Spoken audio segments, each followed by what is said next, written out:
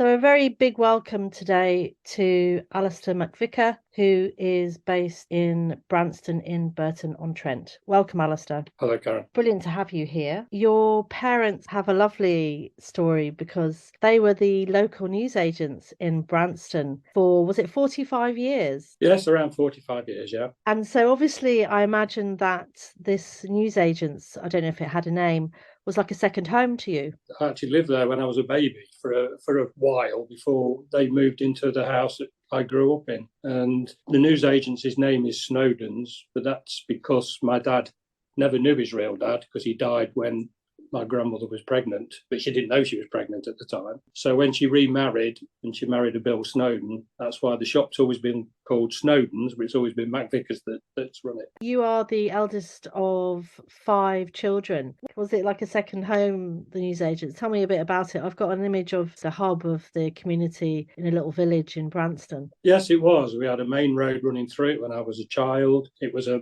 bungalow just set back off the main road. It had quite a big garden at the back, and I spent a lot of time there. My grandma had a guard dog, which I loved, so I used to go and play with the guard dog at the back. It was all lakes and then pits at the back. Yeah, I spent an awful lot of time at the shop in the garden, and I did a lot of work there as well. In later life, I did the accounts for them on a Saturday, and I even, as my mum and dad started to go on holidays, and that was late in life, I even used to take over the shop and serve there for a week to give them a break to go on holiday. So everybody knew your mum, Jayne, and your dad, Keith, in the community? Oh, yes. Yeah, mainly my dad through the shop, but my mum, because she had 4 children within 6 years, she was looking after us, and she was also a member of the Scouts group and the Young Wives and all these, anything that was running in the village. My mum was always involved in part of that. Everybody knew the MacVicars in Branston? Oh, yes. If I did anything wrong in Branston, word got back to my grandma, and she was a bit of a battle axe, and then I got into trouble. Even when I fell in the canal, she knew I'd fallen in the canal before I even got past soaking wet past the shop. So... So there was no flies on your grandmum then? Oh, no. My grandmother, I got on very well with my grandmother, but she was a bit of a battle axe. And my dad, although he didn't want the business, because he was one of 2 brothers, he had a job at the power station at Drakelow, and he really enjoyed that when he was 19 or so. But as soon as my grandma's second husband died, he got pulled back into the business. And although he was there for 45 years, he didn't like many days because he worked 6.5 days a week. He only ever had Christmas Day off and his Sunday afternoons. That was his life. It was all revolving around the shop for most of my life. He would have liked more time of his own, I suppose. Yeah. He took up golf at the age of 50 and he became one of the early members of Branston Golf Club. And he was always fixing tractors for my brother, who was the greenkeeper there. And he fixed all my cars when I was started to drive, and he was building fences, brickying. He could turn his hands to anything. And after he retired, he became an odd job man for a local hotel. And he spent about 12 years after he retired just pottering about doing work for them. Brilliant. So he was a very handy man. Sounds very talented. Wasted behind the counter of a newsagent, really, but... Was there anything sold in the newsagents that isn't sold anymore, for example? Do you remember any items from yesteryear? Well, it was traditional with all the big jars of sweets on the back shelf. We were one of the early ones who used to sell fireworks all in a locked cabinet before these big, massive explosive ones. These were just your Roman candles and Catherine wheels. And then his second window, he started selling second-hand goods for people. If anybody wanted anything to get rid of, he used to shove it in the window, and it was like an early car boot, really. He was, Brilliant. He was selling things for anybody who wanted anything gone. I remember from my childhood, he used to sell lemon sherbet? Oh, lemon sherbet, blackjacks, those herbal tablets, everything. It must have had about 50, 60 jars on the back shelf. Rhubarb and custard sort of favourites, yeah. Yes, and the cola cube. Cola cubes, yeah. He was a tobacconist as well. All the work would come 6:30 in the morning. He'd done a lot of trade because all the work vans going off to do job. He used to pull up and fill the pockets with, he used to buy the Sun and fill the pockets full of sweets and stuff ready to go off to work in Birmingham or Lichfield or wherever they went to work. Brilliant. When life was so much more simple. Oh, it was very simple then, yes. Is Branston got anything to do with Branston pickle? I do love Branston pickle. Yeah, it was started there in the old depot, which then became the ordnance depot and munitions. Then it was a prison stores depot, and now it's a B&Q depot. So all the B&Q stores come out of there. But yeah, Branston Pickle was originally started in Branston, yeah. Do you know who started it? Who is the person behind it? I don't know who started it, no, but obviously Cross and Black, it might have been Cross and Blackwell, I don't know, but it's obviously made in much bigger factories now, but I do believe that's where it came from. Brilliant. So tell me, how did your parents meet? Well, they met. My mum was 17, my dad was 19, and I don't know where they met, but I do know that I was a result of their meeting. So, as in the 1950s, you got married, and that was the start of our family. Happy union. I don't think my grandmother was too pleased. She wasn't happy with the circumstances, was it? No, she was not at all. And I think there was a lot of friction in the early days until we moved out and got our own house. And then even so, it was, my mum had 4 children in 6 years. They must have had lots of happy reunions, but it was a case that my dad was always at the shop. If he wasn't serving, he was filling up shelves or he was fixing bikes for the paper kids, because we had masses of paper kids come through our hands in 45 years. And that's why we knew most of the village, because all their children came to work for us. Wonderful. Happy memories. Yeah, lots of happy memories. Some sad ones, but a lot of happy ones. That shop still exists today, or? No, we sold the shop and moved it across the road. The local butcher brought it and then put my sister in to run it for him. So she ran it for quite a few years and then she retired. So the newsagent, Snowden's newsagent itself is now gone. The building has now been flattened and there's a co-op there now, and they're selling the newspapers that we used to deliver, but there's no deliveries in the village anymore. Oh. So I started work when I was 12, 13, working at doing newspapers, and everybody except my youngest sister has worked at newspapers deliveries before we went to school, and it was a way of earning money, and we got the money to go off to town and buy the odd record or whatever we needed that week. Wonderful. And what were your parents like, if you had to sort of sum up their characters? My mum was tough. She was always helping others. She was like the kingpin of the family. Our house was always got the rest of the family, and I can't remember going off and spending time in other members of the family. If you wanted to meet anybody, you came to our house, and my mum was always entertaining because she'd got a couple of brothers and a couple of sisters, so everybody used to meet at our house. And when I had friends, they always used to meet at our house because it was a big welcome house. My dad was a very private person. He used to come home for his dinner sometimes, and if there was people sitting in the house, he used to get uptight about it because he wanted an hour off. But he was that secretive that when they moved house from 42 to 28, so it was only about 6 doors down. We moved in the dark. He didn't want anybody to see what he'd got, so we had the whole family carrying furniture down the street into the new house just down the road. That's how secretive he was. Poor Keith. I know. He really wanted a bit of space, didn't he? Yeah, even the sofa, he didn't want anybody to see what we'd got. So it was all done in the dark. And was it a surprise then? Was everybody like, oh my God, the MacVicars have moved, I think they all knew we were going to move because it was one of these houses. It was a post-war house, council house. My dad had done quite a bit of work to it, but council bought them up and knocked them down. I think they were only supposed to be up temporarily. It's gone now. And where there was 2 houses, semi-detached, where we used to live, there's now 4 private houses on there. They built them after the war, and they just made a point of clearing them all. Yeah. So we had to move to a brick-built house further down the road. That's an interesting way of moving. Yes, very interesting. Keith, what was he like? Because he was always at work, I didn't really have a lot to do with him until I started driving cars, because he was always at work. My earliest memory of him was he used to take me for a haircut, but that's about the only bit of parenting I think that I can remember. How did that go? Was it okay? Yeah, as far as I can remember. Yeah, it was one of those things where he used to take me in the car and go there. But once I started driving, and my cars were always breaking down because I always bought cheap cars, and he had a garage at the side of the shop with a pit in it, and we used to go in there and fix the cars up, or he used to. And that's where we both had a near-death experience in the garage, because he built himself an air compressor to paint the car. the pipe exploded right next to my arm, and I thought I was dead because it was an almighty bang. And I thought, I've lost my arm at least. And then on another instance, he was sitting with his feet out, and for a big chap, he could bend quite easily, and he had his head under the wheel with the car jacked up, and I was stood pressing the brakes for him, and I was fiddling with the key. And he just moved his head out of the way when I turned the key, and the car jumped off the jack, and I could have decapitated it. So we had quite a few experiences. But you didn't. No, he was fine. I got called a few things, but he was fine. So you got to know each other then in the garage for sure. Oh yeah. We always seemed to be around fixing cars. But later in life, he mellowed quite a bit. And once the grandchildren started to turn up, he relaxed quite a bit.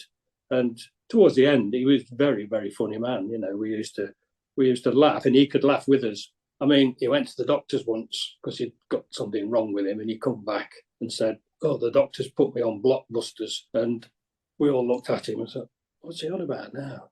Anyway, it turned out he'd been put on beta blockers, but my dad was always one for mixing words up. So we always called them blockbusters after that, and always took the mick out of him about it. Yeah, have you taken your blockbusters? Yeah, have you taken your blockbusters? Yeah, there is another one I can't say to you, but What a shame. He used to call some pills. He could never say them, so he used to call them, but he'd had the F word in it. So I shan't say that on this. Okay. That's funny. And is it your grandson? He sort of muddles up his words as well, which He's 4 years old now, and when I hear him talking, and he says panio for piano and cucamonga when he wants some cucumber. cucamonga.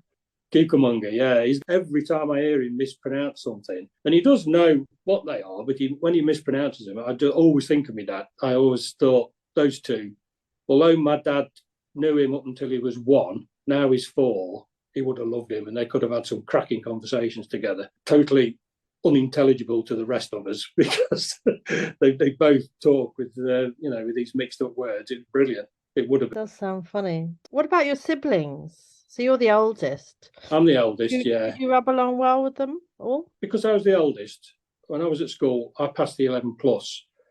And the worst thing I ever did was go to the grammar school, which was the thing to do in the 1960s. And everybody was excited. Oh, I'm going to the grammar school. So I went off to an all-boys grammar school. All the other siblings all went to comprehensives, a bit more local. And I felt quite detached from them at the time, because they were going on school buses together and I was having to catch 2 buses to go to school. So I felt quite isolated for quite a bit of time. And I seemed to lose all my friends in the village because they were all going to the comprehensive school. So in hindsight, I wished I hadn't gone. But, I obviously had something in me to go and go to a grammar school. I've got on with them. We don't see each other that often, but we always have a laugh when we do get together. And the last time we were all together, actually, we had a good laugh. And that was on December the 23rd, 2019, just before the last Christmas, because one of my nieces was going off to Australia to work. So my mum and dad, all of the siblings, all of the partners, all of the grandchildren, we all went to my youngest sister's house, and there was a house full of the whole family. And that was the last time the whole family were all together, because my niece flew out to Australia on the Christmas Day. And I've only seen her once since. She's been back to this country once since. Well, that was nice. What you've been through is just enormous. Within the space of 14 days in the first 2 weeks of lockdown in 2020, you lost your mum, your dad, your eldest sister, Jayne, which is just enormous. I know you were very sick with COVID yourself. Also, your grandson was sick. And you lost your mother-in-law to COVID also. Tremendous amount of loss. What I would like to ask now, before we get into what happened, is that your mother left you a letter with a poem. Yes, she did. In the event that she died. And I just wondered whether you might share that poem with us. Yes, certainly. This was in an envelope addressed to me, which I was given after she died. It says, "Life is so very precious, we should always do our best to make good and do good, and try to pass the test. We should always count our blessings, give someone a gentle touch. Around us there are plenty who wish they had as much. Love, kindness and understanding are all the things we need. So share your love, be kind, and each day do a good deed. No one wants to leave their world. We cannot choose our fate. So while you can,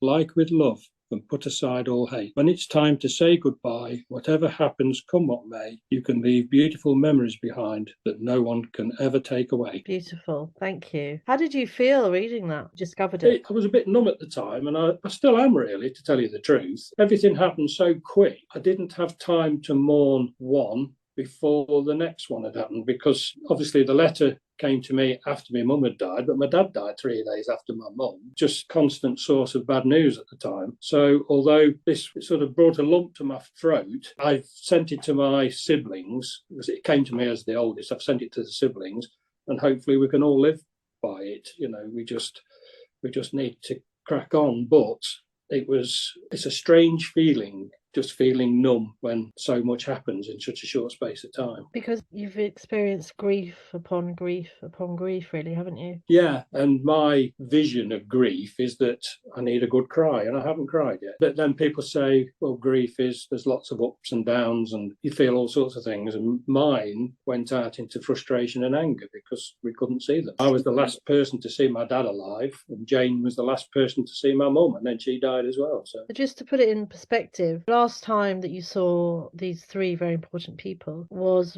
them going into an ambulance, and then the next encounter was picking up their ashes, which is just, how on earth do you get your head around that? I don't really. Part of me wants to know what happened to them between them 2 times, but part of me thinks I'm better off not knowing. I had to go into hospital to pick up my mum and dad's things, but there was hardly anything there because they were in their pajamas when they went into hospital. But yeah, it was very weird, and I can't. Surreal, really. It was very surreal, and it all came down to anger, because my view of having somebody in your family die is that they're ill. You visit them, you watch them deteriorate, and quite often you are there at the passing, or at least you've been close to that. And we didn't get that. The lockdown had just started. All I can envisage is that my mum and dad were surrounded by people that she couldn't even see properly because they were all in PPE, face masks and visors. But I have met the people who looked after my mum and dad, and they are lovely, beautiful people. I've got some friends amongst them now because they looked after me when I was in hospital with COVID as well. And you actually treated the NHS staff, didn't you, to a hospitality day out? Is that right? Yes, I contacted the manager of the ward that I was on, and she put together a team of 10 people who looked after, well, specific people that I asked for, the people that came to me while I was in hospital bed, and they said, oh, MacVicar, that's an unusual surname. I think I looked after your mum and dad. And I was in hospital 10 months after them, but they remembered them with a great deal of fondness, and they said we think about them nearly every day because it was unusual to have a husband and wife in the same ward in the same hospital at the same time. Did you learn any anecdotes about time that your parents spent in hospital? Was there anything that... Yeah, I've since been into the hospital. The manager has shown me the room that my mum was in and the ward that my dad was on. But they did move my dad into the room that my mother was in. They squoze the 2 beds in together. They had a photograph of them holding hands, which I've got, but it's not been seen by many because they look really ill. My youngest sister's seen it and said she wished she hadn't because she didn't see them as they got ill. She remembers them from that 23rd of December. So she said that she wished she'd never seen it because it haunts her now. Whereas I watched them deteriorate at home before they went into the hospital. So it was no great shock to me, but I've kept the photograph, but I've kept it secret because it just shows them at their absolute worst. And it was taken the day before my mum died anyway. So they both look very, very ill, and they're holding hands, squeezed into this little room. Yeah, my word. To you, organising the hospitality day is, following through on the message in your mother's letter, isn't it? To do a good deed every day. Do a good deed, yeah. And they had a great day. I work at a local football team, a League One football team. I arranged for them to have a table for a dinner, and they got presented with a signed shirt signed by all the players, which is now up in Ward 3 at Burton Hospital. They had a great day, and I still pop in and see them, and they always welcome me into the ward and have a chat with whoever's on duty that day because they saved my life, basically, and they gave my mum and dad the end-of-life care that they needed, but not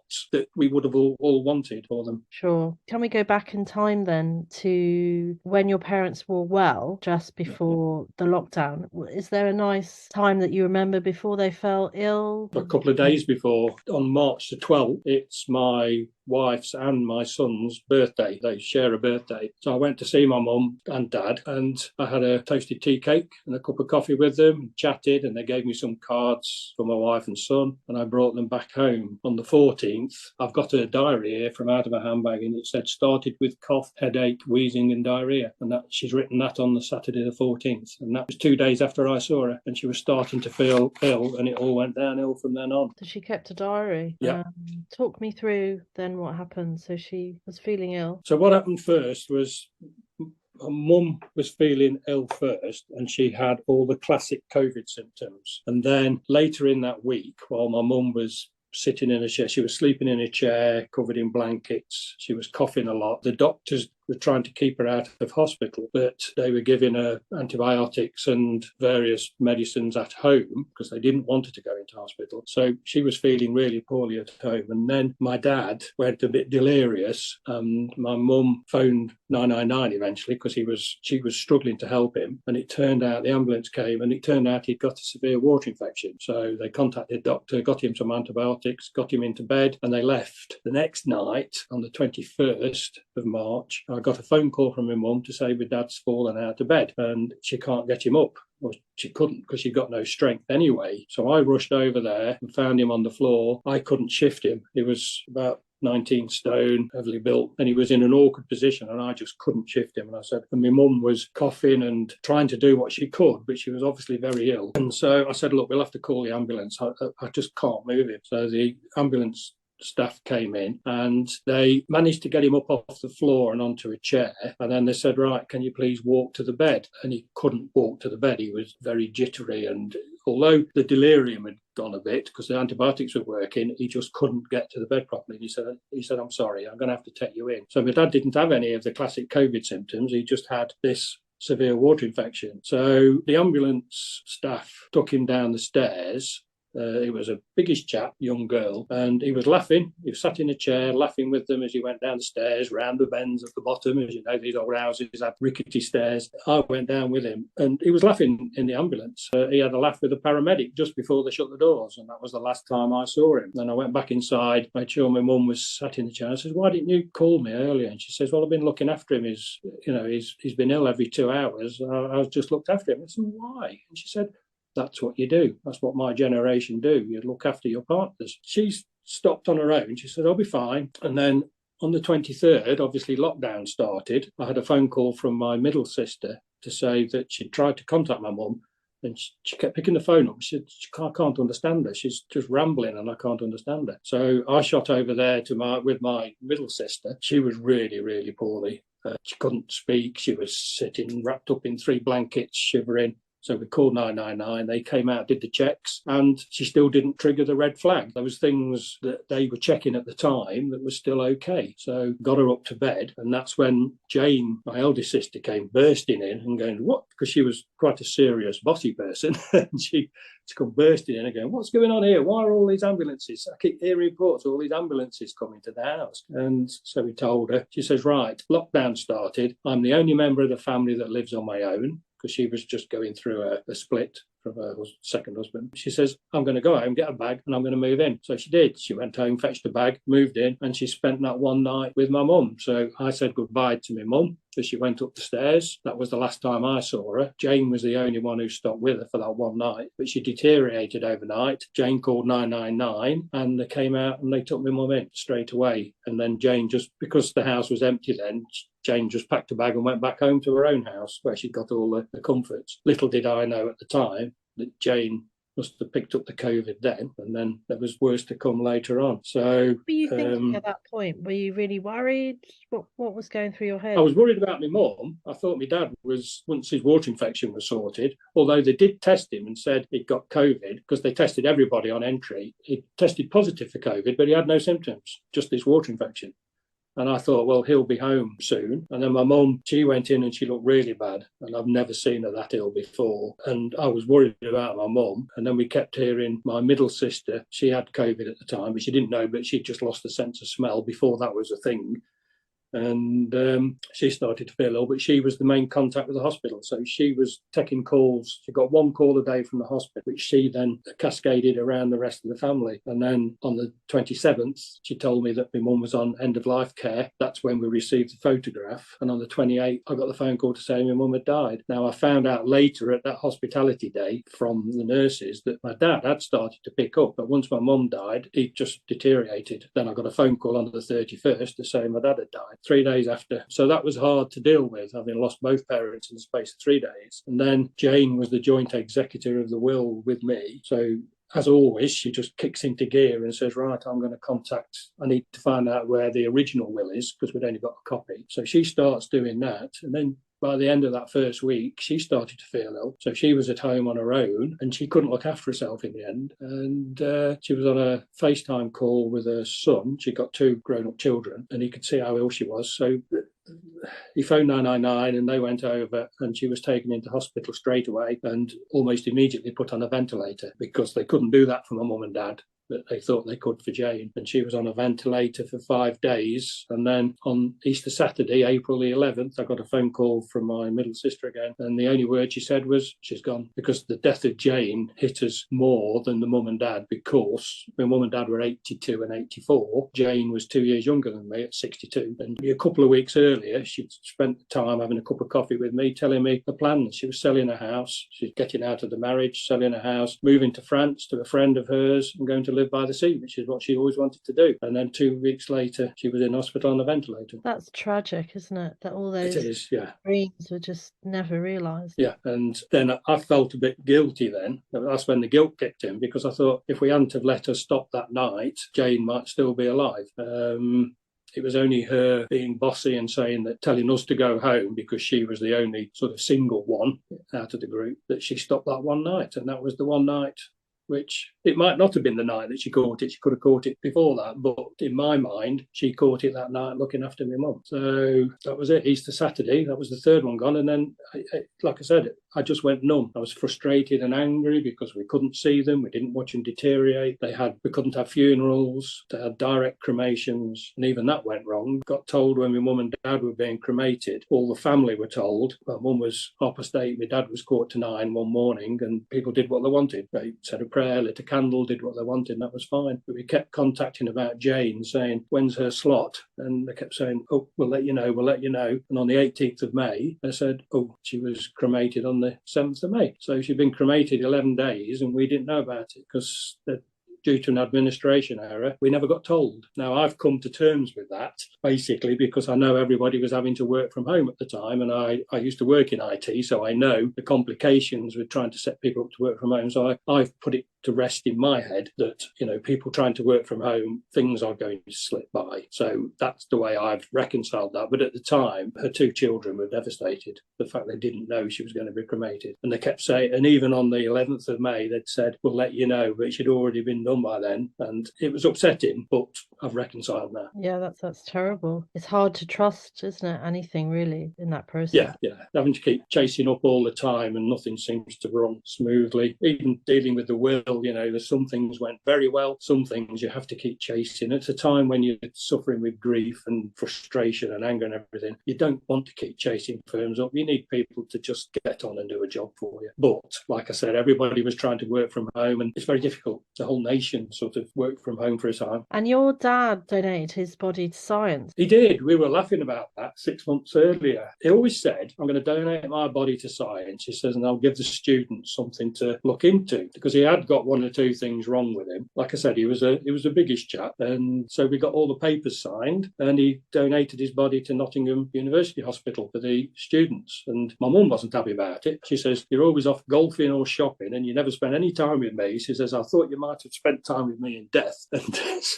so she was a bit peeved, but but when we contacted them, they said, I'm sorry, we can't accept him because he's contaminated. So that was it. So he just had a direct cremation and his ashes were scattered on the golf club that he helped build and loved so much. And my mum was interned in a plot in the cemetery next to the house she lived in for 33 years. Her bedroom window looked out over the cemetery for all those years, and now she's in there keeping watch on the house. But we actually laid them both to rest what would have been their 65th wedding anniversary. They've been married for 64 years, and my mum had planned a big party for the 22nd of August. The restaurant was booked, the meal was booked, all the family that were going with had all been invited. Instead of going for a meal, just the 4 siblings and their partners got together, scattered my dad's ashes at the golf course before all the golfers got on it, and laid my mum to rest. The vicar just turned up. So there was only the sort of 8 of us present round the grave, and we couldn't hug and do because we were still in the restricted area. We just had to stand quite apart while the vicar said a few words and buried my mum. My word. So you were denied pretty much every ritual that goes with the death? Everything from watching them to being with them as they died, the funerals. As far as I know, when they went to the funeral directors, the bodies weren't even prepared like they normally are because they were taking contaminated bodies from the hospital. Anybody who died from COVID, I can only assume that the morticians just got them ready and cremated them. They didn't do any getting ready. It was just they were cremated as they came from the morgue. That's in my head. What actually happened, I don't know. And that's the bit I don't know whether I want to know or not. So that's the bit I've come to terms with in my head. So denied all these death rituals. I mean, the 4 grief trauma experts I spoke to in an earlier episode of this season, they said that basically because all these rituals were denied, the brain didn't know what to do with something that it hasn't processed, and almost that the loss was compartmentalized and put away somewhere by the COVID bereaved. And then only now that people, we've had a year or so out of lockdown, because lockdown became almost a sort of security that people didn't have to deal with the reality. But,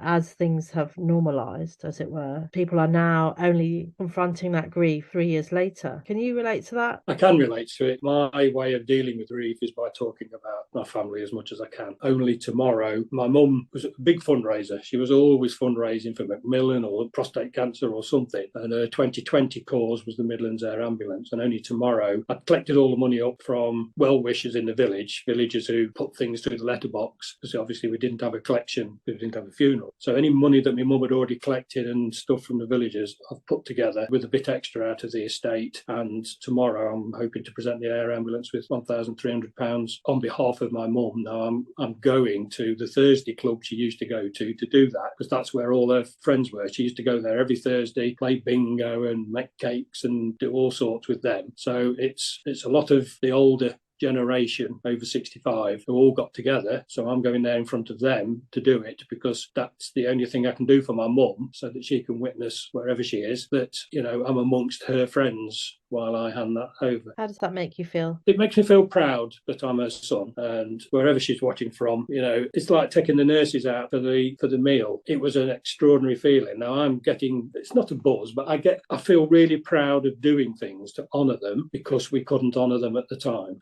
We were even going to have a memorial service, but because of lockdowns and various the second phase of COVID, even that got lost in time, and now it seems a bit too late to do it. So I'm a member of the Yellow Hearts group, and I went to see the Thursday Club on the 23rd just to remind them that was the day of remembering. But yesterday was 3 years anniversary of my mum's death, and I don't suppose a lot of people remember that, but I do. And then obviously in a couple of days' time, 31st, it's the 3-year anniversary. But it just doesn't seem like 3 years. Seems like only yesterday I was there watching them both in their armchairs, the way they always used to sit, having a toasted tea cake and a cup of coffee, and that's what I'll always remember. And it's weird driving past the house, because that's obviously been sold now, but the amount of times I drive down the road and I think, just pop in and have a cup of tea. And, you're almost turning into the drive, and then you think, oh no, somebody else's house now. And it's another weird feeling. Yes, a lot of people that I've spoken to, the COVID bereaved, have said that. And it seems to be this denial of death rituals, and something that I'm calling distorted grief, because many people feel that the people they've lost could walk into a room at any moment, that the awful loss that it didn't happen. Can you relate to that?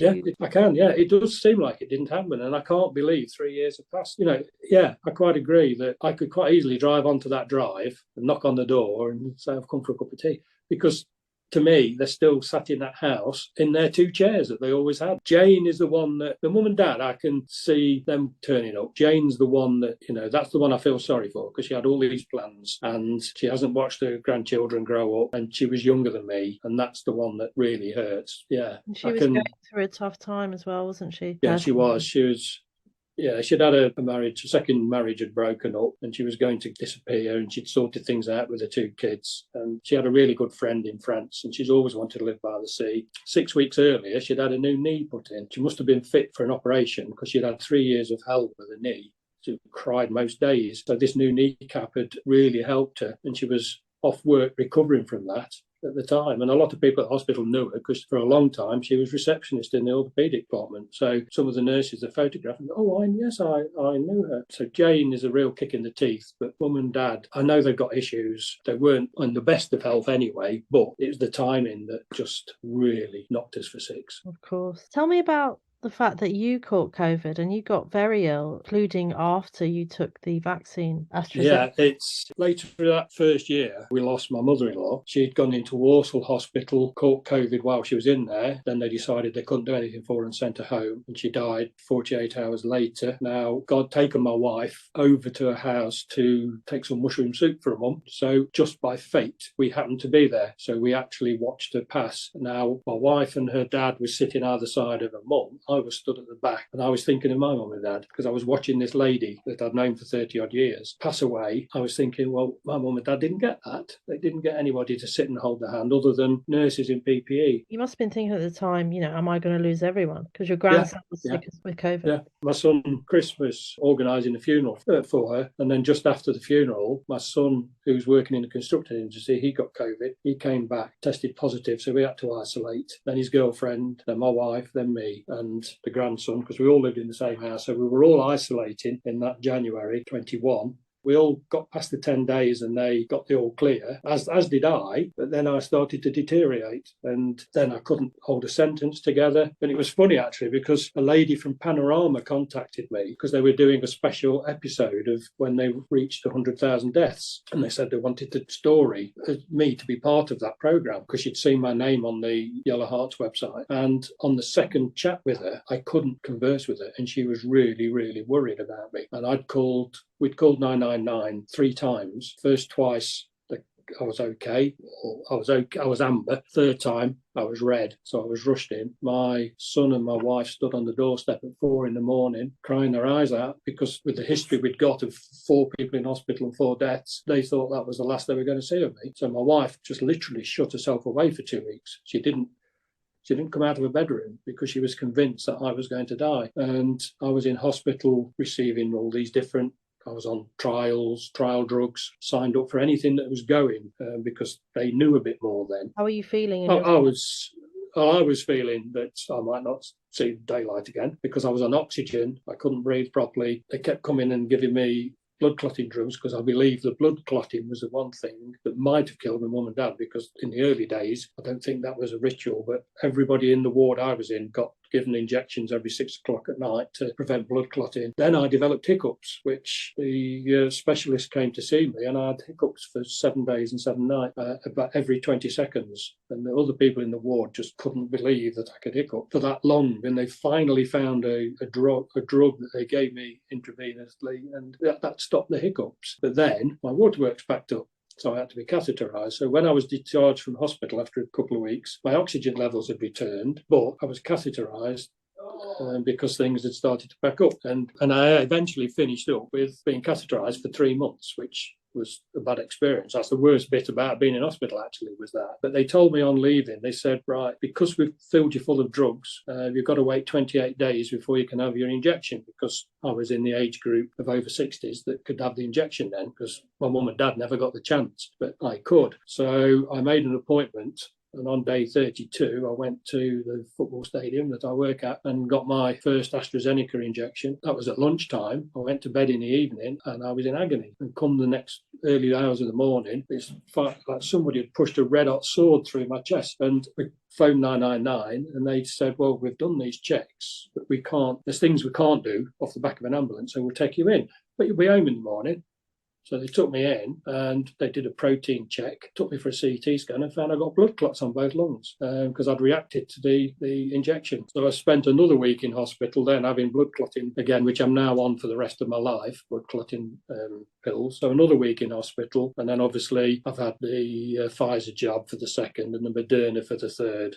and upgraded Pfizer for the fourth. But obviously the AstraZeneca injections were slightly different to the others, and I obviously reacted to it. I was one in probably 100,000 people who reacted to it. So it was a pretty rough 12 months. But you survived, and here you are. Yeah, I survived. I've gone back to working at the football club. That's why I did what I did for the nurses at the football club. That's why I'm out talking. I feel great now. No more catheter, no more wheezing. So I'm out to promote my family as much as I can, because that way their memory never gets forgotten. You've done that brilliantly here on Stolen Goodbyes. Thank you very much. Is there anything else that you would like to say about everything that you've been through, or that you feel is important for you? But the Yellow Hearts Club have been brilliant, but what made matters worse during the time to grieve, after the first phase, the first peak, it was the people kept saying to me, once we started to go out, they kept saying, I've not met anybody who's been affected by COVID, and I've missed my holidays.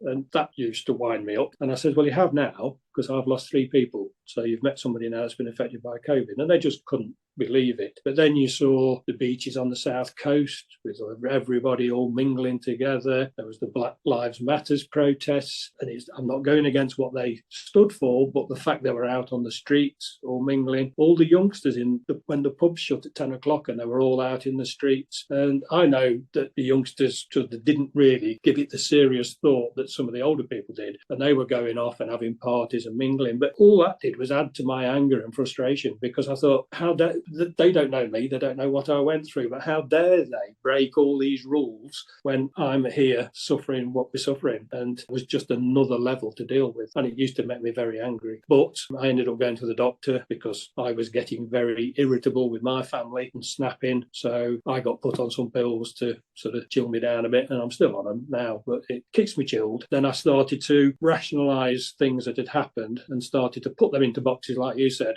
like the bit about not knowing what happened to my mum and dad. Put that away now. The fact that we didn't get to know about Jayne's cremation, I put that away. So over time, I'm putting things away now where they're not winding me up, and I'm not getting stressed about them. I'm just trying to live my life knowing that Jayne had plans and lost them. I don't want to lose my plans. Brilliant. One of the grief experts, I think it was Edie Nathan, she mentioned this dangling remorse, she calls it, or dangling grief. And so many of the people that I've spoken to have found a positive way to deal with the loss. Told the people at the hospital, because they said they'd like me to go and speak to the new young nurses that's starting, or the young doctors, and talk to them about my experience, so they know how people feel. I'll go to schools. I'll go anywhere to talk to people, and I am a talker. I get told off for talking too much sometimes, but I will go and talk to whoever wants to listen. My family alive. You're right. Just finally, what would you say the legacy is of your parents and your sister? My mum and dad, it's solidarity. They had their ups and downs. They had a long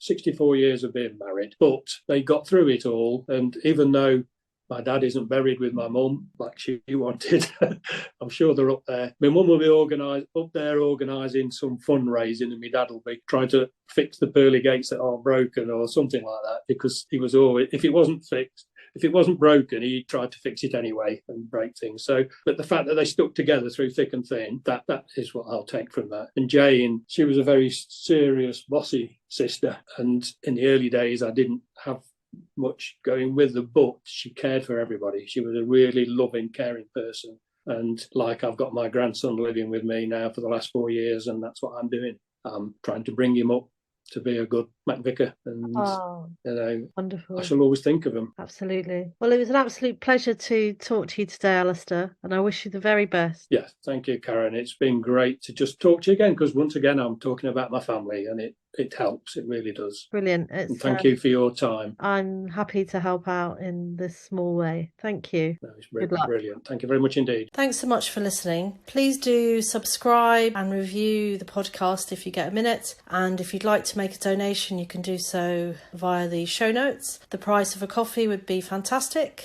And also please do follow Stolen Goodbyes on Twitter at RiceKMC and under Stolen Goodbyes on Facebook and Instagram. If you'd like to participate, you can email at stolengoodbyes@gmail.com or visit my website www.karen-rice.com. Good luck.